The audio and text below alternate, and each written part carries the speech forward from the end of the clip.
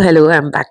So നമ്മൾ second പാർട്ടിലെത്തിയിരിക്കുകയാണ്. ഇതിൽ നമ്മൾ കൂടുതലായിട്ടും കാണുന്നത് ഫുഡ് ഐറ്റംസ്, എസ്പെഷ്യലി ഫ്രോസൺ ആയിരിക്കും.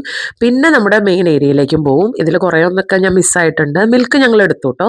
മിൽക്ക് അത്യാവശ്യം നല്ല ചീപ്പായിരുന്നു, വലുതല്ല എന്നാലും. പിന്നെ നമ്മൾ ടിഷ്യൂ റോൾ എടുത്തു. പിന്നെന്താണ് നമ്മുടെ ലോണ്ടറി ലിക്വിഡ്സ്.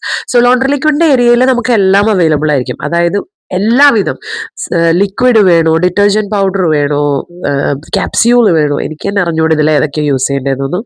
ബട്ട് സ്റ്റിൽ നമ്മൾ സ്ഥിരമായിട്ട് ഉപയോഗിക്കുന്നതല്ലേ നമ്മൾ നോക്കുകയുള്ളൂ എപ്പോഴും.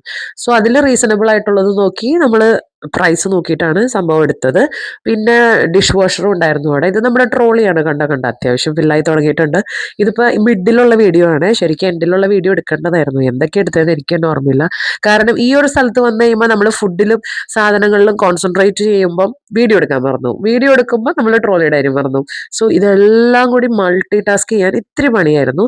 പിന്നെ ഫ്ലവേഴ്സ് ഞാൻ വെറുതെ എടുത്തതാണ്, ഞാൻ ഒരെണ്ണം പോലും മേടിച്ചില്ല. കാരണം അത്യാവശ്യം കാശ് കൂടി എന്നാണ് എനിക്ക് തോന്നിയത്. അപ്പൊ എല്ലാം ഒന്നും ചീപ്പാന്ന് ഞാൻ പറയില്ല, പക്ഷെ നമ്മൾ ഡെഫിനറ്റ്ലി നമ്മൾ എല്ലാ അയലിലും കയറി ഇറങ്ങുകയാണെങ്കിൽ നമുക്ക് ഉറപ്പായിട്ടും ബഡ്ജറ്റ് ഫ്രണ്ട്ലി ആയിട്ടുള്ള ഇഷ്ടം പോലെ സാധനങ്ങൾ കണ്ടുപിടിക്കാൻ പറ്റും. ഒരു വീട്ടിലേക്ക് ആവശ്യമുള്ള എല്ലാ സാധനങ്ങളും. ചോക്ലേറ്റിന്റെ ഏരിയ ഒക്കെ അത്യാവശ്യം റീസണബിൾ ആയിരുന്നു, എനിക്ക് ഇഷ്ടപ്പെട്ടു. അതിന്റെ തൊട്ടടുത്ത് തന്നെ നമ്മൾ അവർ ചിപ്പീസും വെച്ചിട്ടുണ്ട്. പിന്നെ മിക്ക സ്ഥലത്തും അവർ പുതിയതായിട്ട് കൊടുത്തു തുടങ്ങുന്ന സംഭവങ്ങളുടെ ഒക്കെ എന്താ പറയുക, സാമ്പിൾസും പ്രൊവൈഡ് ചെയ്തിട്ടുണ്ട്. പിന്നെ ഈ റീഫിൽ സോഡ കണ്ടോ, ഇത് ജസ്റ്റ് $1 നമുക്ക് എന്തോരം വേണമെങ്കിലും കുടിക്കാം. അപ്പൊ അത്രയേ ഉള്ളൂ. ബൈ.